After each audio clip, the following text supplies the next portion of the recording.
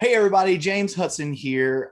We are going to talk about storytelling in tabletop games. It has a really long title, so I'm just going to read it because I'll never get it right. Storytelling with tabletop games, how to integrate story into the game experience. And I am joined by two phenomenal guest panelists here, Amanda Hamon.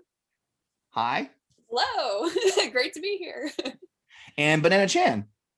Hello, thanks for having me.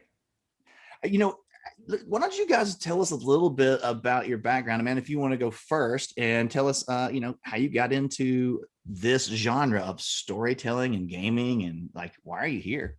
Oh my gosh. Well, I guess I'm here because I've been making up stories and running games since I was about 15 or 16 years old.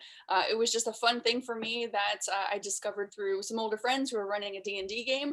And I'm going through the books in my friend's basement and reading all of the different class books and all the different 3.5 things that were out at the time and thinking, oh my gosh, you can make a character. It's all about the character's backstory and it's all about that character then participating in a story. This is a game just for me.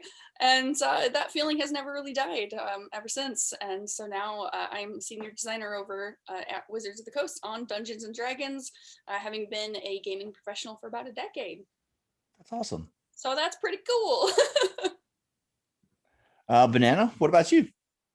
Yeah, so I think I got my start in games writing and designing officially probably about 7 years ago. Previously I'd been a player, like I, played D&D, I'd played various other games, but it wasn't until I played a Powered by the Apocalypse game called Monster Hearts. Now there's a second version of it, but the original was Monster Hearts, just Monster Hearts. And after I played that, I was like, oh, you can use different genres for this medium. Like I had no idea that you could do that. And then from there, I started designing, learning more about RPGs. And now I have a small RPG / board game publishing company called Game in a Curry. And I've also done stuff with Wizards of the Coast. I wrote a little bit for the latest Ravenloft. Ben Richton's Guide to Ravenloft, and I've also worked a little bit on various other games, such as Scooby-Doo Betrayal at Mystery Mansion, and I'm the co-designer for John Shubla and the Banquet Hall with Sen Lim. Awesome.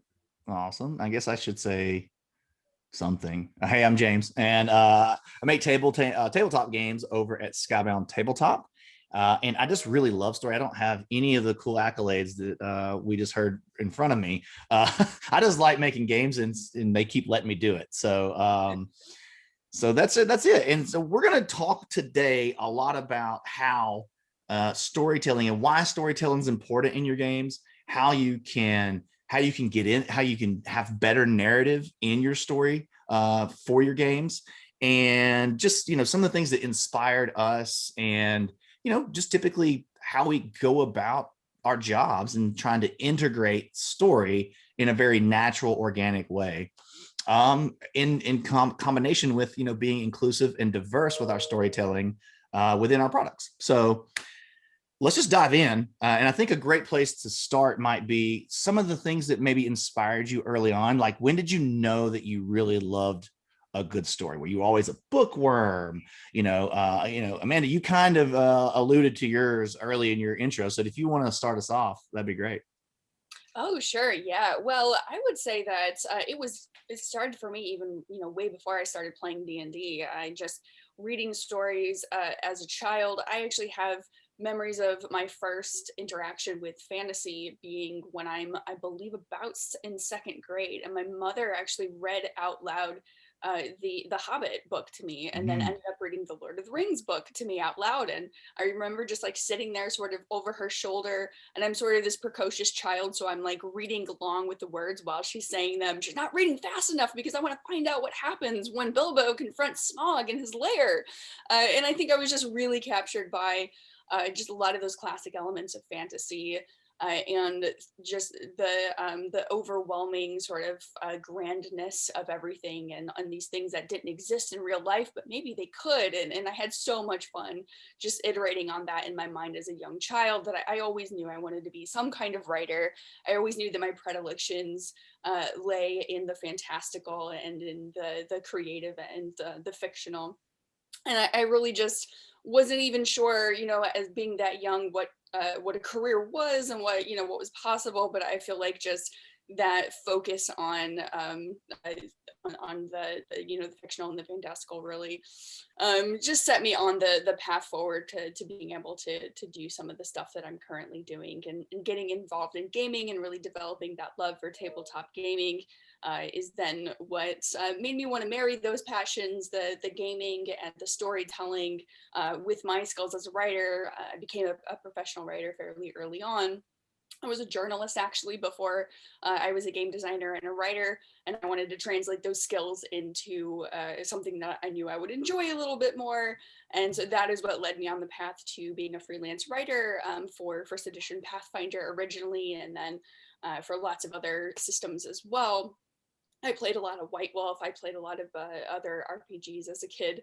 And then, I became a writer for Paizo and for companies like Kobold Press and lots of other companies. And then that led to my progression into being a co-creator for the Starfinder RPG at Paizo.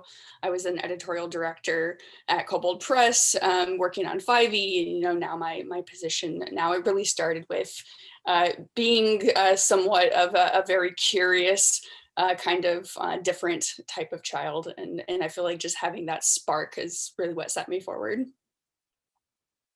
That's awesome. Did your mom also read you the Similarian in that setup? Because if she did, that's some next level. I always mispronounce that too. That's that Southern redneck accent that I got trying to pronounce those big words. But that would be some next level stuff. I heard Hobbit and Lord of the Ring. Did she go that far? No, she didn't. I ended up reading a lot of other, stuff on my own. I think I am a fairly impatient person, so I was just like, I just want to read it at my own pace. So I ended up reading, lots and lots of different series and books. I'll be honest. I only made it like 25 pages into Similarian, and I was like, no, I can't. Thanks, Tolkien, but no. Banana, how about you? What inspired you early on? So I guess as a kid, I was sort of raised by television. And so my experience with storytelling is I've always been interested in the visual medium. So when I went to college, I studied video art. And this was like something that I'd just always been interested in. I was always interested in like making videos, making stories through videos. And then later on, I started minoring in cinema studies. And so a lot of it was a combination of like the theoretical and also the practical side of things. And so with that combination, after a while, I was just like thinking about the medium a lot and trying to find a job. And lo and behold, like there's not a lot of like jobs for the specific thing that I wanted to do. And so I was exploring a little bit more on like, different mediums. And I sort of came back to tabletop role-playing games.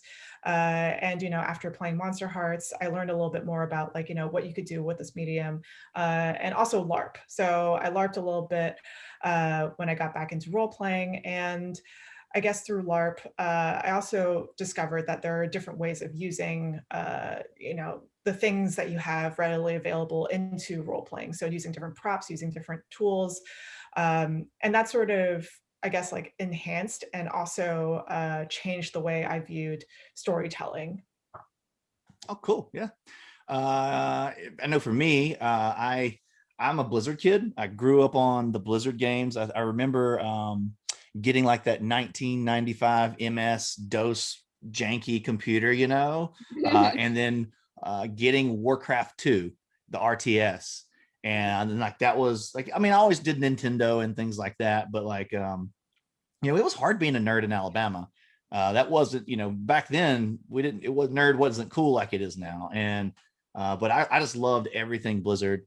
And I remember specifically for me, it felt like Diablo 2 was a turning point, that it was like I was so engrossed with that world, that I was just like, I know I want to do something in this. And it was like a big, long journey to actually get myself into the creative side of things, because I'm not a good writer. Like I'm a person I can think up things, but I'm not actually good at writing. Thanks, Alabama education. 49th, come on. What am I supposed to do with that? And but yeah, just Diablo, Starcraft, Warcraft, all those things just really engrossed me in those high fantasy worlds that were just like, man, it's so much more fun to play in those worlds than the actual real world. So cool. Well, those are all very interesting and different, really different, three very different kind of inspiration points, right? Which is just interesting to see. So one of the big first questions is I want to, and this seems like kind of a softball, right? But like, why is storytelling important? Why is storytelling in games important? Why is it good to have good storytelling? Anybody feel inspired to start? It's your turn, Banana Chan. Oh my gosh, the pressure's on. Okay. No pressure. I would say that the reason why story is so important in gaming in general, like let's say tabletop for example, right? I think that the reason why it's so important is because it immerses you into the world. So without the story, without the context of this world that you're playing in, why are you moving resources from point A to point B? Like that does not make any sense. Like, what is the reason for you doing all of this stuff? And so the role of story is to immerse you into this world and sort of take you along this journey so that you understand why you're doing the things that you're doing. Amanda, I'm sure you can add on to that. No, that's a perfect description.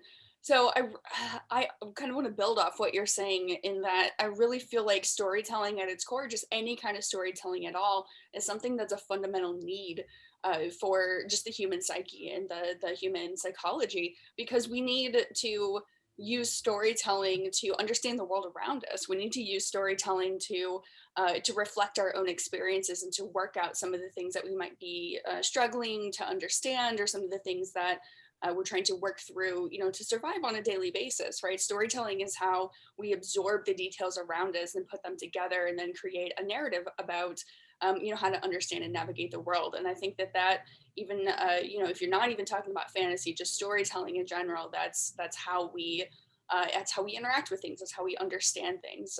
That's why television series are so popular, movies are so popular, books are so popular. Just beyond back and back many generations. So I think that storytelling in gaming is really just an extension of that. And games are really fun because, like James was saying, there's a lot of engagement, there's a lot of just getting engrossed in the world and the way the mechanics of the game work, and things that allow you to kind of move those chess pieces around in your brain to entertain yourself, but also to continue to learn and to grow. And I feel like storytelling in gaming is really that sweet spot, because it's allowing you to interact with the story in a way that you can't when you just kind of sit back and read a book or watch a movie or watch a TV show. You are actually experiencing the things that are unfolding in the game, and in tabletop, you're affecting the way that story is working around you. You have to make these decisions in this controlled environment that have this impact on the world, but don't actually have any impact on the real world around you. And I feel like that is a really powerful way to engage with storytelling and to build a shared social experience and a shared social narrative with that group that you're gaming with. So that's why I think it's so compelling and people keep coming back to it, and why we as narrative designers have such an arduous task in front of us to create that experience for people. Because there are, like James I think we'll talk about later in this panel, there are good and bad ways, and like more effective ways and less effective ways to approach that than others.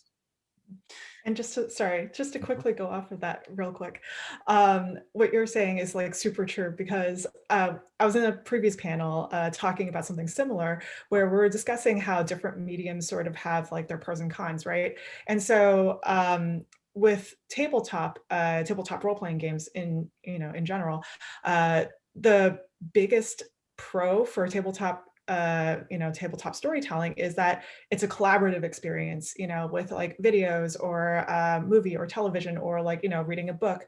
It's sort of like this singular experience where you're not collaborating in the storytelling, but if you're playing at a table, then you're working with like other people there, you're working with the GM, you're working with other players to create the story, to like evolve what this place or this the story could look like.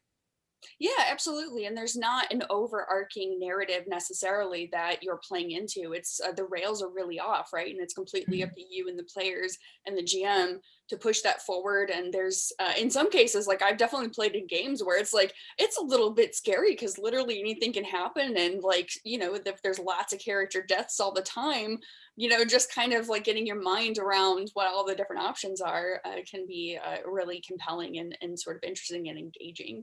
So I really think tabletop has a huge advantage when it comes to that. Yeah, on the design side of things, at least like when we're working on the design of a game, I've definitely seen where the storytelling, the thematic side of the game, like it's really easy to get lost in the mechanics and say, Banana, you said earlier, like, push this resource from point A to point B. It's really easy for a designer to kind of get their head into that, and that's what they're focused on. But then when you overlay the theme and the narrative, you're like, well, that really doesn't make sense in this world. Why is that resource going from here to there? Or why does this character have these mechanics when their backstory is this? And I've got, I'm actually wearing my Bloodstone shirt because I'm a complete shield. It's one of our games that we're working on. And we had a character where we worked with Ari Marmel because we're also doing a novel. And as Ari helped us build out the world, one of the characters, Tim June, was like, we got a little bit deeper into his backstory and his culture and where he was coming from. And then I looked at like the mechanics that we were using for the actual board game for his character. And I was like, these really don't line up perfectly with what we've got in the book for him. And I was like, so then we use that inspiration and we're like, well, what if we were to rework these more in line with that? And it made the design so much better. Right. And I feel like that's when things really sing, right? Like when you get the mechanics and the theme and the narrative and everything really meshes, those are the things that it seems to make the experience for the player just seamless, right? Like, because when there's nothing pulls me out quicker when there is a narrative plot hole or, a big hurdle or bump that's just like, what is that? Like, that doesn't line up with anything that we read earlier, or and so I don't know if y'all got any, this kind of segue is really great.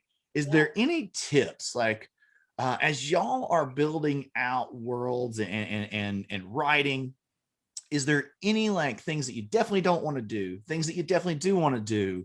How do you get the focus on making sure the narrative is good and doesn't have those big uh-ohs? Again, whoever wants to. I actually have a hot take based on hot take. Yes. Hot take time. I think that no mechanic should exist without a story behind them. I really think that a lot of times some of the missteps that I see with tabletop designers is that they are trying to go for that perfect, beautiful minds mechanical interaction in which everything is tied into each other and there's subsystems, or there are player character options that let you do this or let you do that, based on the rules. But I really feel like that is how you start to lose people. And if you don't have a story, a reason behind mechanics, if you don't have a description of, well, here's why this character can do this, or here's why this subsystem exists, and then here's how it lets you interact more closely with the story, I just feel like those types of mechanics fall down, and that they aren't necessarily as interesting, and which of course translates to success in sort of commercial marketability and all of the really boring stuff that we don't need to talk about. But that's where I feel like interacting with these games is important, and why story is so important. Because if it doesn't, for me personally as a player, even if it doesn't make sense, if there's no interesting reason why I'm trying to investigate or work through the story and why these things have happened, then I'm not really that interested. So that's my hot take. Well, and during your hot take, I had to grab my pen and paper and I took some notes, because I mean, theme should lead the mechanic is just what I wrote down. Like, and I love that, right? Because it circles back to what I just said previously, that it can make the mechanic better. But I guess the other question, and Banana, maybe you can chime in on this, is like, what if you're not inspired by a theme? Like, how do you get inspired? I don't want to get, now I've got two subjects going at once. This is what I'm good at, rabbit trails. But like, I don't know. What do you think? So I design theme first before mechanics. And so if I'm in the middle of designing a game and I suddenly feel like I am not married to this theme anymore, there are a few ways, you know, you could go about this. You could either find something that'll adjust the theme to make you interested again, find a different theme, or just scrap the entire game and find something else to do. Usually what I do is I would go for the first option where, you know, say, for example, you're writing a game about underwater monsters or something like that, right? And it's a cool theme, it's a cool idea, but what's the hook, right? Like, what is the thing that's keeping you interested in these underwater, you know, monsters? Are there explorers that are exploring these underwater monsters? Are there, maybe it's like in a world where there's like a yacht ship that has to, you know, survive these underwater monsters in order to keep their guests happy. I've been watching a lot of Below Deck lately, like reality TV is like totally my jam. So, you know, trying to find like new ways to inspire the theme and inspire the process, I think is really important when it comes to designing. I really want to see an underwater monster hunting reality TV show now. So let's figure that out. NBC, ABC, what's up? We got ideas. Well, you know, that kind of something you said there triggered there for me. And it was like, do you ever just take a game and put it on the shelf and say, I need to come back to this later because I've lost inspiration or I've lost my North Star? And do you have any examples of where you've put something on the shelf and then come back to it later at some point later and it turned out okay? Yeah. Oh, sorry. No, go ahead, please. Yeah, I was just going to say, Senphone and I, we have this living document that's just like this really massive Google document with like all of our ideas slapped onto it. And over time, you know, we would pick and choose the things that we're most interested in and we would start writing. And occasionally, you know, if things get a little like stagnant for us, then we just put it on the back burner, you know, don't talk about it, don't look at it, don't, you know, do anything with it for like a month, 2 months, it could be even like half a year, until we're, you know, at a good place where we're just like, why don't we revisit this? Like you know, I would say something like, oh, you know, I saw something on TV that could be cool to influence this new design. Let's try and integrate that into the story. So I think it's okay to just like, you know, leave things alone for a bit and then, you know, reinvigorate it when you're ready. Yeah, How about no, you, man? that's a really good piece of advice there, Banana Chan. So I have worked off of assignments from companies for many years, and I've also been working on my own games for a while. And so a lot of times it's less of a I don't have as much inspiration for this, and more of a like I have got a project that is due in 2 weeks, and I just cannot take any time to work on this thing that I've already started because I had this idea in the middle of the night that I you know, woke up and like furiously scribbled in a notebook that I needed to work on. So unfortunately, there have been a couple of times where I've had an idea for a little game that I wanted to put together, and you know, done lots of design work on it and gotten it. Actually, there are two specific ones right now. Gotten it very close to the point of starting to play test, and then just having to put it aside because something has come up with my day job, or I've got a deadline that I've got to meet for a freelance project that I've signed a contract for, or something like that. And so, you know, I really think that can be a challenge for a lot of creatives. You know, whether you've got that pinch of you know, needing to step away from it for inspiration reasons or time reasons or whatever. And I do think that the important thing is to sort of like put it out of your mind as much as you can and then come back to it in a fresh way. And for both of the projects that I just mentioned, that has been really helpful, because then I've actually looked over what I've worked on and just been like, oh wow, there are these holes that I didn't see before because I was so focused on what I thought I wanted to accomplish that I didn't necessarily notice that, you know, this needs to be plugged, or there needs to be you know, a certain play style that's taken into account for things, or the steam is actually kind of not necessarily working if you play it in a certain way. So I do think that that can be kind of part of what you might consider even the editing process for those games, is stepping away and coming back later. I know as creators, it's a game or a mechanic never feels like it's finished. Like you can I feel like I can always just whittle, refine To death, absolutely. And that's obviously a hot topic within even our own company of like, when is the game done? When is it finished? When can you say, and like, it gives me the heebie-jeebies when they're like, they try to pin me down to a date of like, will the game be done by this date? I'm like, I can't tell you. We can get to that date and I'll tell you how good I think it is at that time. And I even see that on our past games where I want to go back and I'm like, ooh, if I was doing that today, we would change this and adjust this and tweak this. But even like for me, like on Bloodstone, it was actually the very first game I ever designed. And then I just knew it was the idea that I had for this game in particular was way beyond my scope of capabilities at the time. And so I did that. I kind of made all my general notes of what I wanted to do with the world. And Bloodstone is, again, because the Blizzard fanboy, was heavily inspired by Warcraft. And I knew I couldn't pull that off, so I ended up making a little family card game called Barnyard Roundup, just to like figure out how to make a game, figure out how to make something on the other side of the world and ship it to people, right?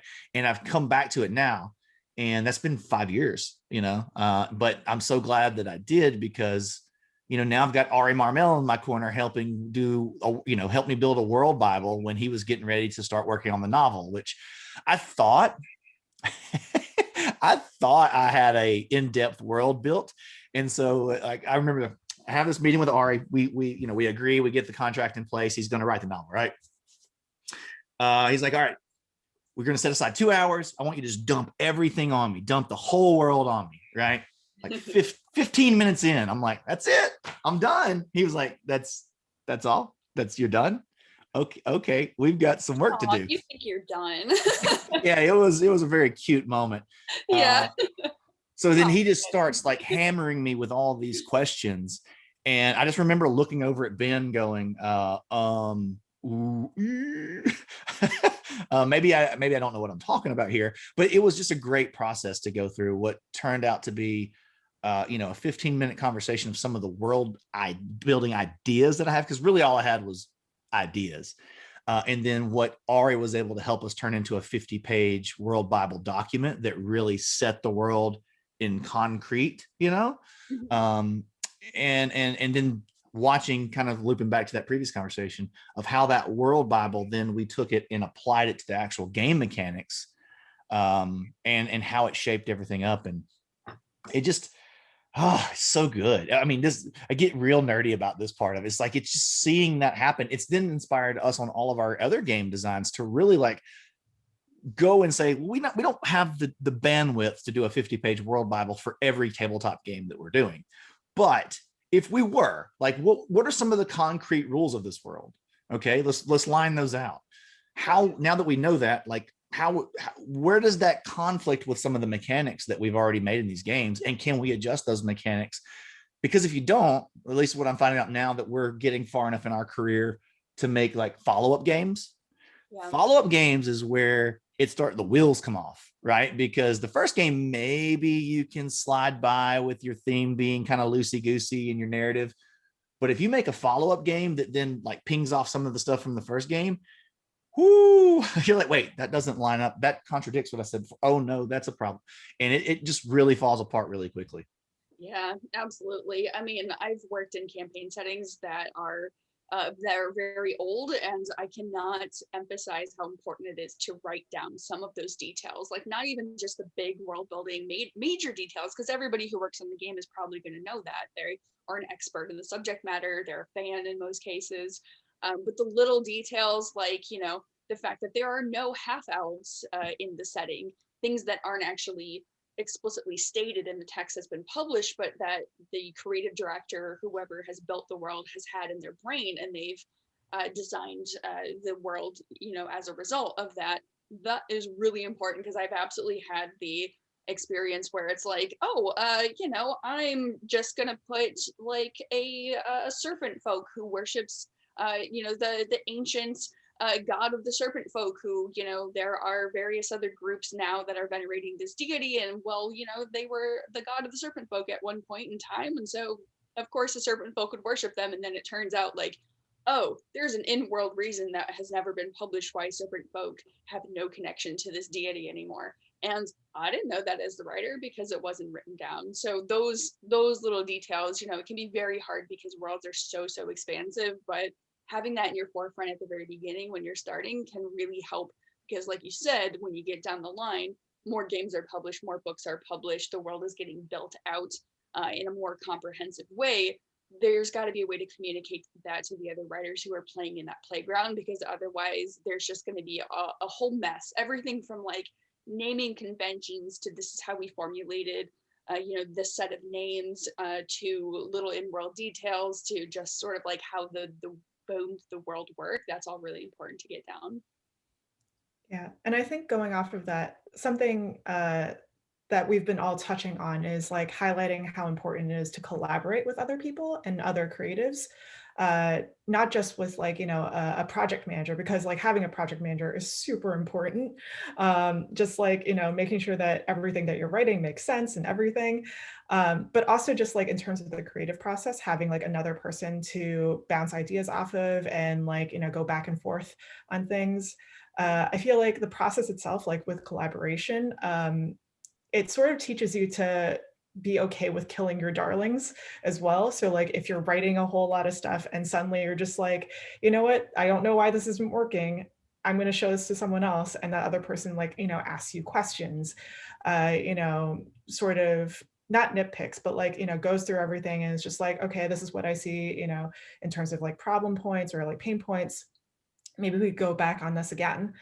I think that like collaboration does make for a richer story. And at the end of the day, this is something that I just like realized as well with storytelling in games, is that having a story for a game, for any sort of game, that allows for accessibility, because anyone, any sort of consumer, non-gamer or gamer, they're going to see this cover, they're going to see this like this book, and they're going to ask a lot of questions about it that other people on the project team might also ask. And so if those questions can't be answered based on the first couple of paragraphs of like the summary or the back cover, then I feel like that's where you run into issues, right? So like in terms of accessibility, someone might pick this up and be like, oh, okay, I don't understand this, I'm going to put this back down, I'm going to buy another game. Yeah, or they make sort of inaccurate assumptions about the campaign setting, where it's like, oh, well, this is all about these things that are being shown on the cover, when it turns out, oh, that's just a cool image, that's one of many things that's not that prominent in the setting. Yeah, there's a miscommunication that can happen, visually speaking. Yeah. I thought it was really interesting what you said about the internal collaboration of Banana Chan, because I feel like that is so valuable to creatives as a gut check. There have been so many times that I've been working on projects and one or two things happens. One thing happens where I'm just like, oh, I think this is really super cool, and like, this lets you do all of these things that you can't do, like, you can shoot pies out of a cannon at the side of the mountain, and then that creates an entire town, and that's awesome. And then somebody I'm collaborating on the project with goes, that's the stupidest thing we've ever heard. Don't do that. Do not embarrass yourself and do that. And it's like, oh, okay, cool. Like, let me rein myself back. But also, like, I very much have developed this tendency over the past couple of years, longer than that really, of coming up with like an idea will kind of crop up into my brain, and it's like, I really think that nobody's going to go for this. I think that this is going to be a step too far. And I put it forward in a very deadpan way, almost as a troll move, to just be like, let's see how many people freak out about this and what happens. And there have been a number of times in my career where I've done that, and it's like, this is never going to go through. No one is going to be okay with this. They're going to think it's dumb. And they just go, that is awesome. We're gonna totally let you make a Starfinder class based on the theory of infinite worlds, that there are infinite worlds out there, and you can pull from those realities to create your magic, and that's how this class functions. Like, that's cool. We're totally gonna create an entire new school of magic based off of that. And it's just like, wow, I thought that was the nerdiest thing that you would never want me to do, but okay. That's how I got into writing for Kids on Bikes. I just like pitched a whole bunch of like troll ideas, and they were just like, yeah, this is great. Oh, did you also work on Kids on Bikes? I did one of the stretch goal modules, I think, for that one. Yeah. Yeah, me too. That's so cool. Mine was a town based on a town in Michigan that I was very familiar with. That's all about like shadow people, and like some of the townspeople are shadow ghosts and some of them aren't, and it's super, yeah. That's super fun. Yeah. I did Dads on Mowers. Oh, that's amazing. Oh my gosh. Those modules are so creative. There are so many awesome ideas in that whole They're game. super fun. Yeah. Benay, you mentioned something that I think is extremely key in world building and just making good narratives that are inclusive. You said collaborate, collaborating with other people. And one of the things that I am learning very quickly is I have a lot of blind spots and I have a lot of unconscious bias. And as I've built out worlds, you'll talk to somebody and they'll say, well, is everybody in this world able-bodied? I don't see anyone with any sort of disability in the world that you've built. And you're like, oh, yeah, okay, well, sure. And then they're like, well, you're writing about this culture. Did anybody on your team collaborate with anybody from that culture to represent it? Because you've said this one thing about this culture, and that really is not how that works. And you're like, well, no. And I think it's especially for somebody like me that's in what I consider the most privileged position in society, the white cis male, it creates a lot of blind spots for us. And so, it's something I definitely want to encourage people to do, is to collaborate. If you're making something in a culture that's outside of your lived experience, go seek out people from that culture, pay them to collaborate with you, or invite them to actually become part of the team that's making the project. Even better, right? Like, but bare minimum, at least get a consult on the things that you're making that are outside of your lived experience. But then I know that you're pretty passionate about this, so I'm sure you have some good pointers on that. So I'm going to toss to you. Yeah, absolutely. So when Sun and I were working on John Shubla in the Banquet Hall, we're both Chinese. We're both Chinese American / Canadian. And we wanted to make this game because it's very personal to us. It talks about being in a Chinese restaurant and, being a part of like a Chinese family. The only problem is that neither of us come from restaurant families. So we decided to talk to our friends who did come from restaurant families. We actually hired on a consultant whose family had a restaurant way back in the day in New York. And she gave us a lot of good insight, good feedback. She was a consultant for us. We also had another consultant who did all the language stuff. So Sammy Lai was the restaurant consultant. Ivan Wong was the language consultant, and we also hired on one more consultant who handled all the sensitivity stuff and like the what this would look like if say someone who wasn't Chinese was reading this, and like what would their point of view look like approaching this.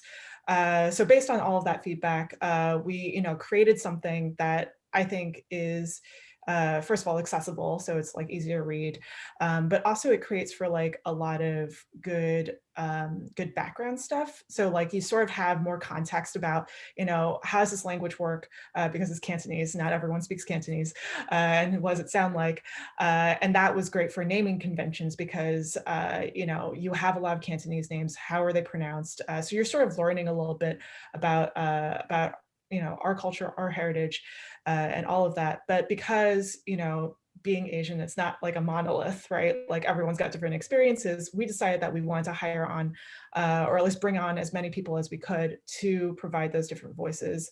And so we have like a rich environment for us to show to the world.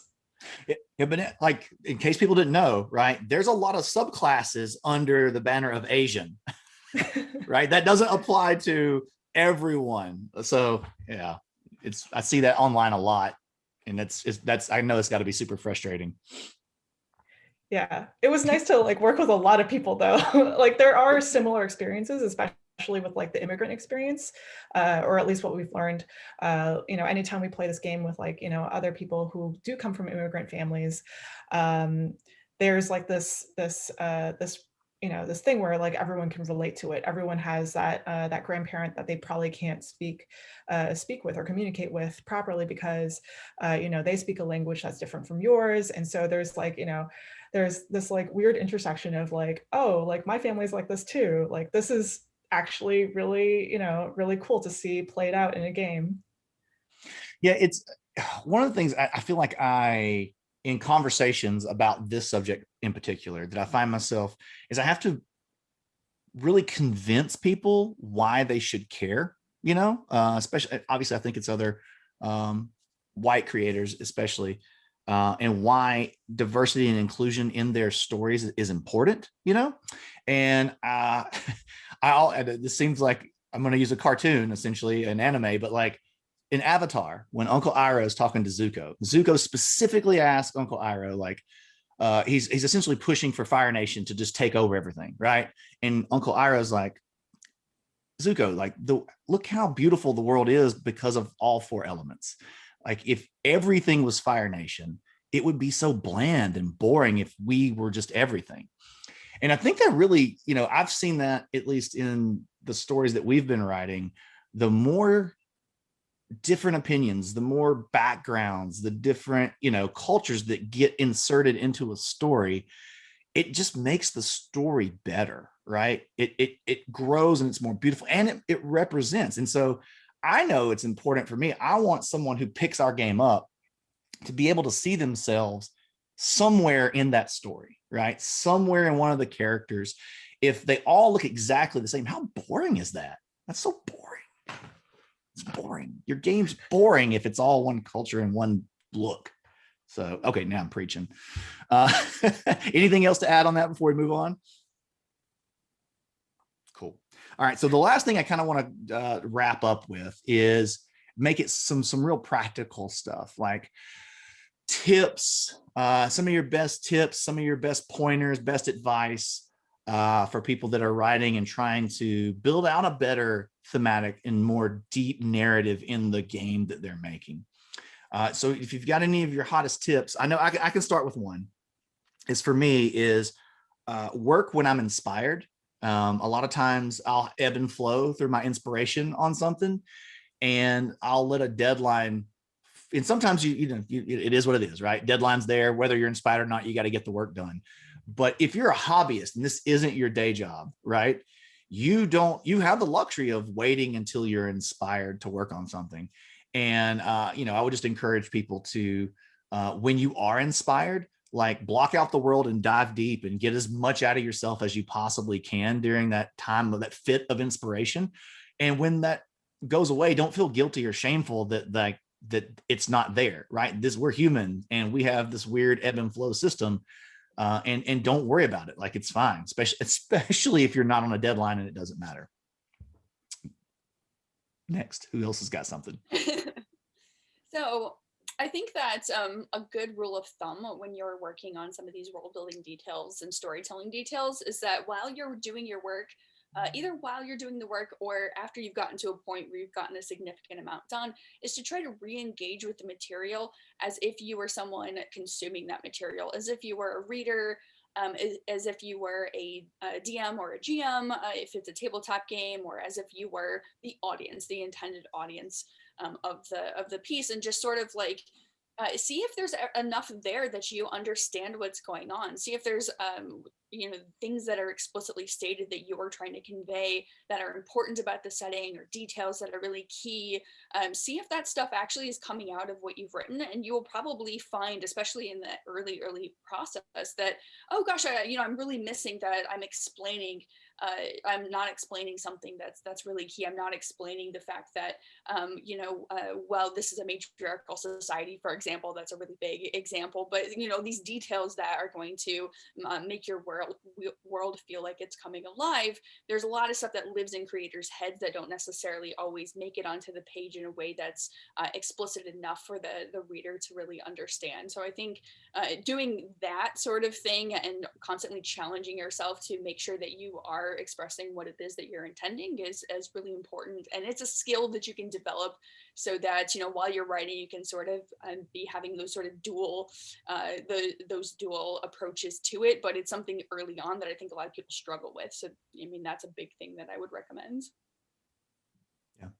I know, at least even in rule books, that same concept happens to me. Like when I'll have, it'll be a while when we're like going into production for something. We might not play it for say 4 to 6 months while it's finishing up and getting ready to go into production. And then I'll get that first pre-production copy. And so as I'm proofing, I'm rereading this rule book for a game that I haven't really, I've been working on other projects. So I haven't maybe touched this one in 3, 4, or 5 months. And I do try to approach it like a new consumer. And luckily I have a brain that if I haven't read something or been in it in 3 or 4 months, I typically forget it. And so I'm reading it almost like for the first time. And you're like, oh yeah, we don't really explain this part real well. And then everybody gets pissy at me because then I'm like, we need to fix this. They're like, we're in pre-production. We're not fixing stuff anymore, but that pinged for me. Banana, what you got? I sort of have 2 pieces. So I would say the first piece is this is sort of like a basic, like when you're starting out with writing, having a template or an outline is really important, because that way the big ideas that you have can be broken down into smaller, more manageable, chunks that you can write from. If you're targeting, a large thing that's like 120 pages, it's usually easier or at least for me, to have those, those big words and big word counts, just like chopped up into like smaller pieces so that you can write from there and sort of have like target word counts for like each section, especially if you're, starting from scratch. I think another thing is later on down the line when you're like, when you have your world, when you have like, all the stuff that you have written out, and you're like, in a comfortable position where you can start asking questions. I think asking yourself those questions is really important because then you can flesh out the ideas of like, if you want to deep dive into like what the society looks like, is it, are they nocturnal? Do they only, I don't know, trade during the nighttime or something like that? When you start asking those questions and giving yourselves those prompts, I think that's really helpful for building like a richer world. Sure.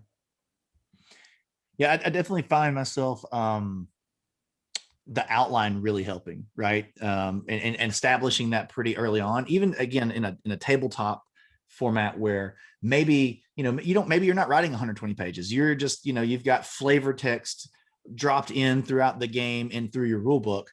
Still having that outline of the big ideas overarching, it still finds its way into the game when you do that. And because it's almost like a bank of information that you can pull from, and if you don't have that outline, it kind of loops back to the conversation earlier. You might pull from something that doesn't make sense from a thing that you pulled from earlier, and they don't really line up. But having that outline at least sets the world up a little bit for you, and the box that you're working in. Not to say that you can't move that box, because you will definitely probably shift that all around throughout the process. Amanda, you got something else? No, I think that definitely makes sense. The focus on the outline is really good. And honestly, in a lot of cases, the quality of what your first draft looks like is very similar to the quality of your outline. There's a proportionate response there. So if you have a really super loose outline, you're probably going to have a pretty messy first draft. It's all about kind of like just mentally getting everything in line. Like that's really important for me as an adventure writer. I write lots and lots of adventures, and something I'm continuing to do at Wizards. And so like for me, having like, very explicit bullet points of what happens and when and how the story functions, and the different encounters that happen and the different characters who are involved in them and what might happen based on what the PCs do. Getting that, like, honestly, I spend a lot of time in ways that sometimes kind of freak me out. Like, oh my gosh, I've spent an entire week on this outline, but it saves me so much time once I'm writing, because at that point, then it's just getting the words on the page because it's already in my head. Yeah, I think another thing that helps me, I don't know, and it also kind of it kind of contradicts what I said the first time, but set some sort of deadline for yourself. on a project, because having some sort of goal to have certain things finished by a certain time will keep you, at least your head in the game. I would say some, where you're pushing towards something. And sometimes again, I know this totally contradicts what I said earlier, but sometimes writing under the gun is actually helpful, right? Like when you're like, okay, I've got to get this done, you'll be surprised at some of the stuff that you come up with. Now, I would also contradict what I'm currently saying by if what you've made because you're pushing to a deadline isn't good, or you don't feel that it's good, like don't hold yourself to that deadline as well, right? Like that's our self-imposed deadlines are just that. They're self-imposed, unless obviously you have contract work or you're working for a company and they're going to make the thing happen. But in general, if you're listening to this, you're probably more of a hobbyist, right? And you probably can just move your deadlines. So, but the work that you'll get out of that push to get to your deadline can produce a lot of good stuff. It's just, I think, Banana, you said something earlier about having somebody who can either kind of spot check you, right? Like, look at all this stuff I've made in the last 2 weeks when I thought my homework was due, right? And they read it and they're like, well, some of that's pretty good. Yeah. Anything else to add to those type of tips? I think we've covered it. Yeah, we covered a lot. Yeah. Okay. We really have. Okay. So as an outro, what would be, this is your TED Talk. You've got your 30 seconds here to inspire a writer who's or a game builder, right? Of any type, whether it's tabletop or RPG. What's your most motivational piece of advice to give them when they're getting to put their pen to the paper? Oh my God, Banana, your face right now is the best. You're like you threw this curveball at me, and I do not like it. I totally did something, but I don't want to be, that person who's just like, all the time. So I'm trying to hold myself back, but I'm happy. Amanda, you go first. Kick it off. Awesome. Hot take time. No, this is actually not a hot take. So I think one of my core pieces of advice would be to not limit yourself, not place the limits of what you think it is that you're creating on your brain. And this is advice that I give students for a class that I consult with about world building. So, and it's something that I actually experienced as a very young writer as well. You sit down and you have this idea and you think, okay, cool. So I'm going to write this and it's going to be a horror story, and horror stories always have these elements and they always look this sort of way. And well, I can't have I can't have magic in it because there's no magic in horror stories, or I can't have, I can't have a species of creature that, does things that are fantastical because fantastical elements aren't a part of this genre. And all of that is a lie. And genre itself is actually a lie as well. Like all storytelling is you're sitting down and you're writing a story and you're coming up with cool elements and you're making sure that those things work together. Genre is something that's actually imposed upon storytelling that actually comes, in a lot of cases from the marketing end of things. It's so that people understand what type of story it is that you're telling. But a story doesn't have to have something in it just because you think it's fantasy or you think it's horror or you think it's sci-fi.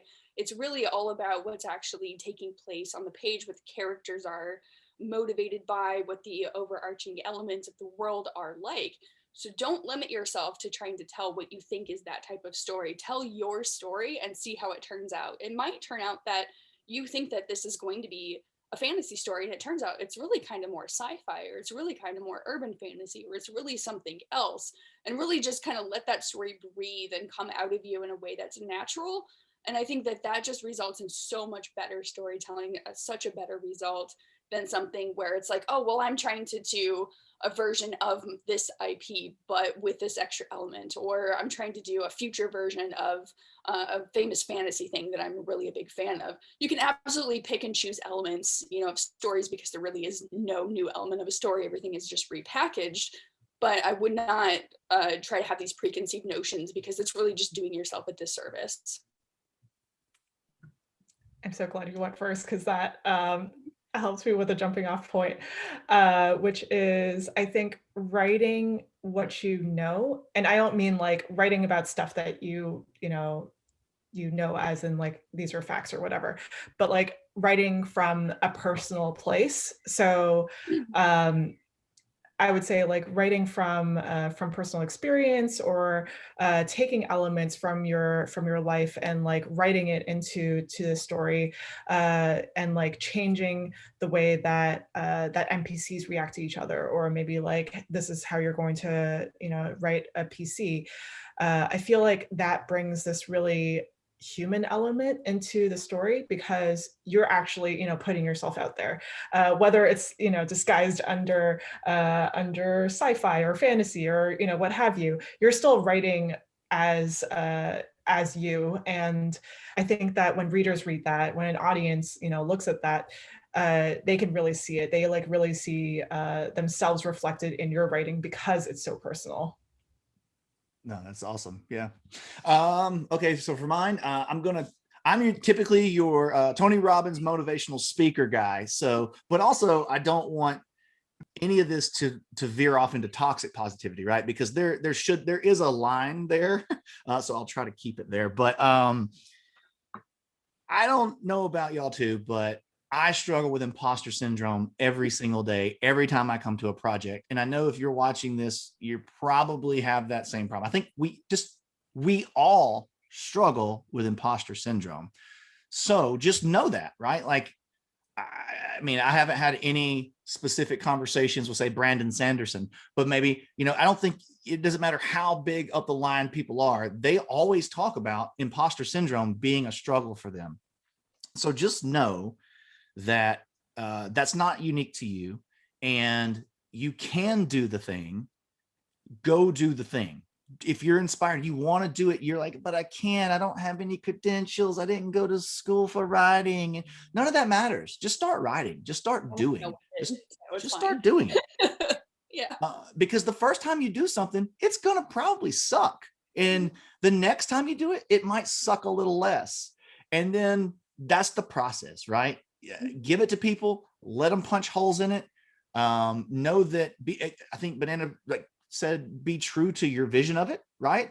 Let people punch holes in it, take that criticism, and apply some things that make sense, that still work with your vision, right? You shouldn't just throw your vision out because this one troll said it sucked, right? Or even somebody that you respect said it sucked. You know, like find a way to take that criticism and just keep building on top of things. But that's the process, right? You make a thing, it sucks the first time. I know every cool idea I've ever had for a game, the first time I put it on paper and we play it, I'm like, that was the worst. That was just the absolute worst.